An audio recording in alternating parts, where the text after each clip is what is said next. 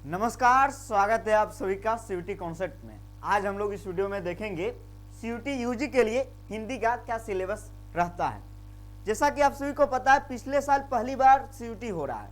पिछले बार से उसके पहले बीएचयू का अपना एंट्रेंस एग्जाम होता था, या फिर ड्यू में जो है 12th नंबर के एडमिशन बेसिस एडमिशन मिलता था।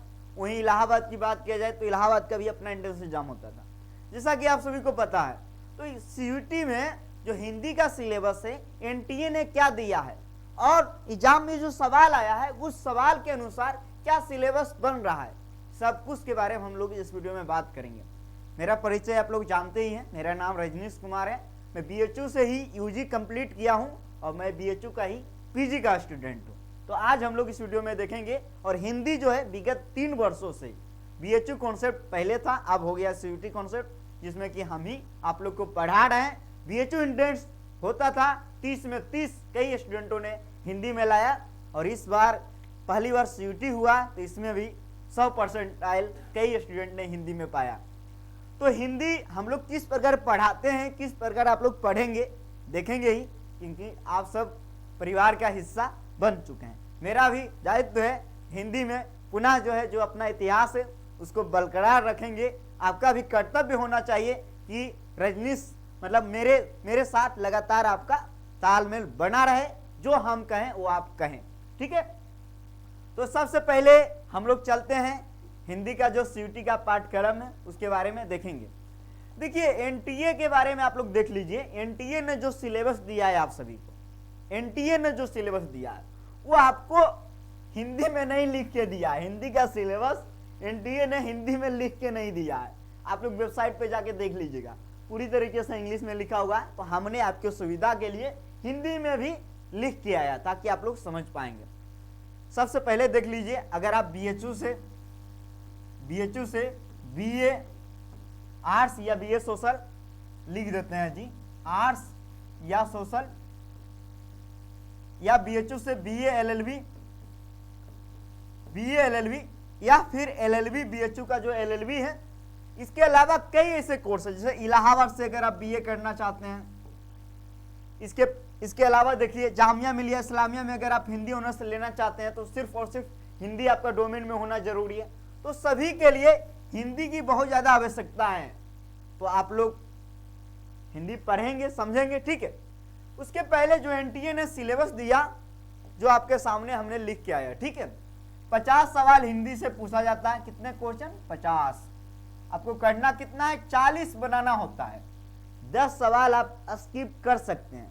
सबसे बड़ी बात है कि इस वीडियो के बाद जो आपके पास वीडियो जाएगा ना, जो इस साल सीयूटी का हुआ है पीवाईक्यू, उसका पूरा डिटेल एनालिसिस, किस स्लॉट में किस टॉपिक से कितने सवाल आए और कैसे हम लोग को पढ़ना है, आगे किस टॉपिक पे विशेष ध्यान देना है, जो कि हम लोग देखेंगे पीवाईक्यू के माध्यम से।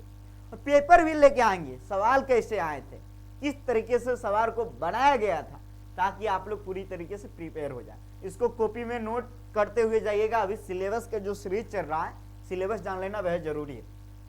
टाइम मिलता है 45 मिनट, ठीक है। अगर आप सही करोगे 5 नंबर मिलेगा, गलत करोगे 1 नंबर कटेगा, ठीक है। 200 नंबर का एग्जाम होता है। 200 में 200 लाना आसान है। इस साल ही कई स्टूडेंटों ने ला के दिखाया, क्योंकि 10 सवाल ऑलरेडी जो है स्किप करने का मौका मिल गया, ठीक है। तो ये जो है हिंदी का पाठ्यक्रम है जो एनटीए ऑफिशियल ने दिया। ये हिंदी ही नहीं, जैसे कि आप सभी को पता है, ए के एक सेक्शन में 13 लैंग्वेज है और ए के बी सेक्शन में 20 लैंग्वेज है। सभी लैंग्वेज के लिए एनटीए ने सेम सिलेबस दिया, जो कि आपके सामने है, जो कि आप लोग देख सकते हो।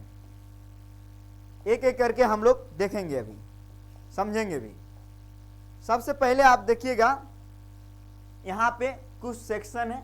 सबसे पहले रीजन कंप्रीहेंशन, जिसको हम लोग कहते हैं पाठ बोधन, हिंदी में आरसी, इसका शॉर्ट नाम है आरसी। जब हम लोग क्लास लेंगे तो वहां बोलेंगे आरसी, तो आप लोग समझ आएगा रीडिंग कंप्रीहेंशन, जिसको हिंदी में हम लोग कहते हैं पाठ बोधन। ये बहुत ज्यादा महत्व रखा है इस बार सीयूटी में। हर एक पेपर में 18 क्वेश्चन इससे पूछा गया। कितने? 18। एक पेपर में, एक स्लॉट में तो 25 क्वेश्चन भी इससे पूछा गया था। रीडिंग कंप्रीहेंशन, ये है बहुत आसान। आप लोग अक्सर कहानी पढ़ते रहते हैं, निबंध पढ़ते रहते हैं, साहित्य पढ़ते रहते होंगे, इतिहास पढ़ते रहते होंगे। दे देगा आपको एक पैसेज, उसी से संबंधित सवाल देगा जो कि आपको बनाना है। तो इसमें आप परफेक्ट तभी बनेंगे जब आप लगातार अभ्यास करोगे। ठीक है। कंप्रीहेंशन जो है 3 प्रकार, देखिए यहां लिखा हुआ 300 से 350 वर्ड में रहता है, जो कि सही है। 3 प्रकार पूछे गए हैं। पहला देखिए हिंदी में तथ्यपूर्ण, यानी तथ्य के आधार पे, फैक्ट के आधार पे। उसके अलावा वर्णों के आधार पे, वर्णन के आधार पे, उल्लेख के आधार पे। उसके बाद साहित्यिक यानी कि हो सकता है आदिकाल या आधुनिक काल या किसी भी जिससे आचार्य रामचंद्र शुक्ल जी के बारे में बता दिया जाएगा, उन्हीं से संबंधित सवाल रहेंगे। कबीर जी के बारे में बता दिया जाएगा। तो बहुत सारा चीज है। ठीक है। अब देखिए मौखिक क्षमता, यहाँ पे बहुत सारा चीज लिख दिया गया है। जैसे कि यहाँ देखिए पुनः व्यवस्थित करना, क्रमबद्धता, सही शब्द को चुनना, पर्यायवाची शब्द, विलोम शब्द, शब्दावली। यहाँ पे आप देखोगे समास नहीं है, संधि नहीं है, लेकिन उससे भर भर के सवाल आए हैं। मुहावरा, तो अभी हम आपको बताएंगे कि किस प्रकार सवाल पूछे गए थे। डिक्शनरी यानी शब्दावली, इससे भी ढेर सारा सवाल आया। सही बात है, जितना भी टॉपिक आया है, जैसे वर्बल एबिलिटी आया, इसी में मान लीजिए आपसे बहुत सारा जो आप बेसिक पढ़ रहे हैं, सवाल का लेवल इजी था। सवाल का लेवल कैसा आया था? इजी। बच्चे क्या किए हैं? गलती, सिली मिस्टेक। हुआ कैसे है? जो यहाँ पढ़ाया गया है ना, उसी से सवाल आया था, कहीं बाहर से नहीं आया था, उसी पैटर्न पे आया था। लेकिन एग्जाम हॉल में जाने के बाद पता नहीं स्टूडेंट को क्या हो जाता है। खैर कोई नहीं, 23 में आग लगाना है आप सबको। हिंदी लैंग्वेज है तो आप मेरे पे विश्वास कीजिए, जो कहेंगे वो करना है। कह रहे होंगे सर कौन सा किताब ले? तुम्हारे लिए किताब लेकर आए हैं यहाँ पे, कौन किताब परफेक्ट रहेगा दिखाएंगे। ठीक है। चलिए अब आगे जो हम दिखाने वाले हैं, आगे ये हमारी ओर से सिलेबस है जो हमने तैयार किया है। हिंदी साहित्य से ज्यादा सवाल नहीं पूछे गए हैं। 4 सवाल जो है प्रत्येक स्लॉट में आए हैं। एक स्लॉट में 6 सवाल था और एक स्लॉट में 8 सवाल था मैक्सिमम हिंदी साहित्य से, जो कि PYQ एनालिसिस आपको बताएंगे तो समझिएगा। हिंदी साहित्य में जो ज्यादातर सवाल आए थे वो इसी टॉपिक से आए थे। ऑलरेडी जो हम पढ़ाए थे उसी से आया था, उससे बाहर नहीं आया था। तो यही हिंदी साहित्य का 4 से 5 क्लास होगा, खल्लास। ठीक है। उसमें हम लोग परिचय जान लेंगे। परिचय को जानना है ना, जैसे आपका भी परिचय हम जानते हैं, मेरा भी। आप परिचय जान लेंगे। फिर काल विभाजन देख लेंगे। आदिकाल जो है मध्यकाल को फिर 2 भागों में बांटा गया है, वहां भक्ति का, रीतिकाल 0 लेवल से पढ़ेंगे, घबराना नहीं है। ठीक है। उसके बाद आदिकाल में पढ़ेंगे फैक्ट जो महत्वपूर्ण है, महत्वपूर्ण कवि के बारे में, उनका जीवन परिचय, रचना एवं पंक्ति, यही सब सवाल आता है। भक्ति काल, रीतिकाल, आधुनिक काल सब कुछ पढ़ेंगे। आधुनिक काल में भारतेंदु युग, द्विवेदी युग, सायावाद, प्रगतिवाद, प्रयोगवाद, नई कविता, सब कुछ पढ़ेंगे। इसके अलावा नाटक, उपन्यास, कहानी, निबंध, पद, ये सभी पढ़ लेंगे। जो और भी ज्यादा जरूरी है, रचना एवं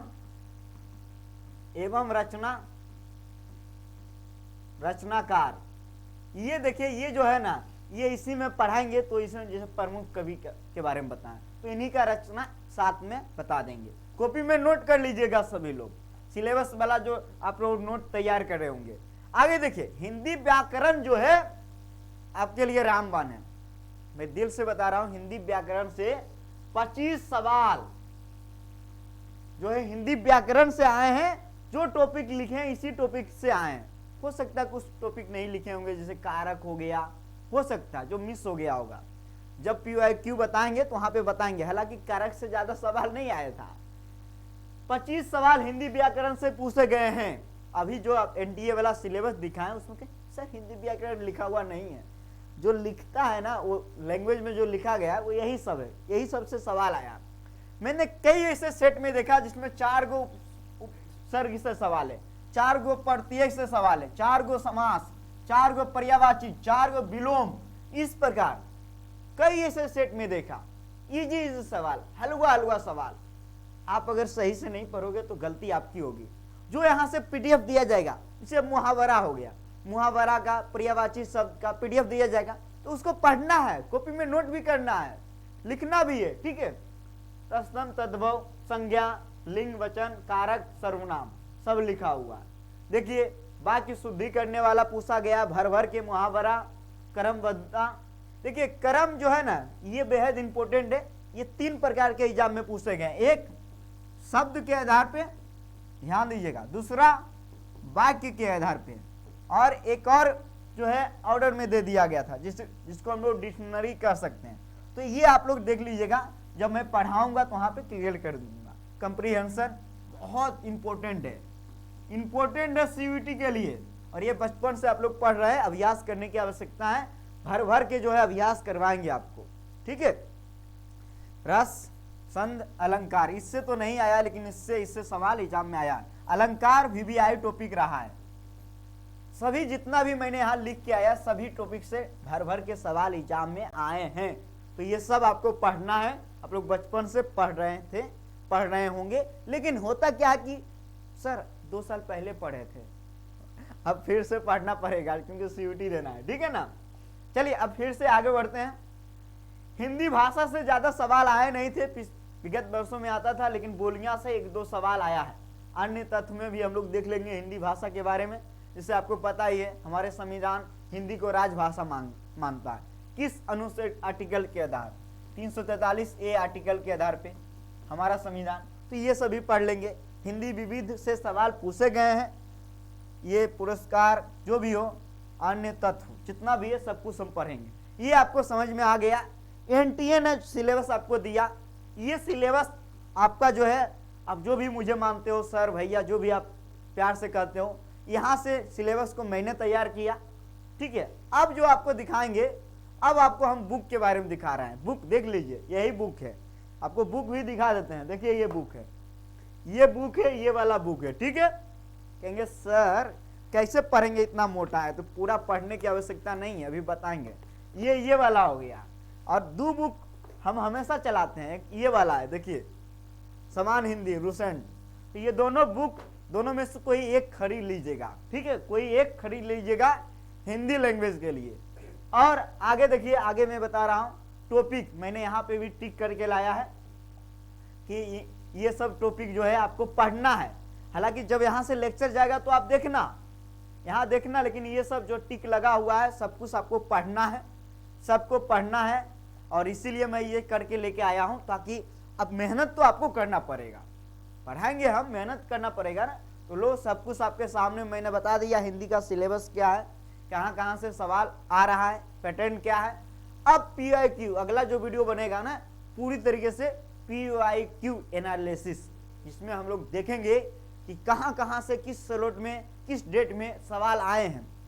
कॉपी में नोट करते जाइएगा। अभी सीरीज जो है सिलेबस का चल रहा है, क्यों? क्योंकि सिलेबस जब जान लोगे तो आप खुद से भी देख पाओगे क्या क्या पढ़ना है, क्योंकि बहुत जरूरी है, ठीक है। तो आप लोग को थैंक यू।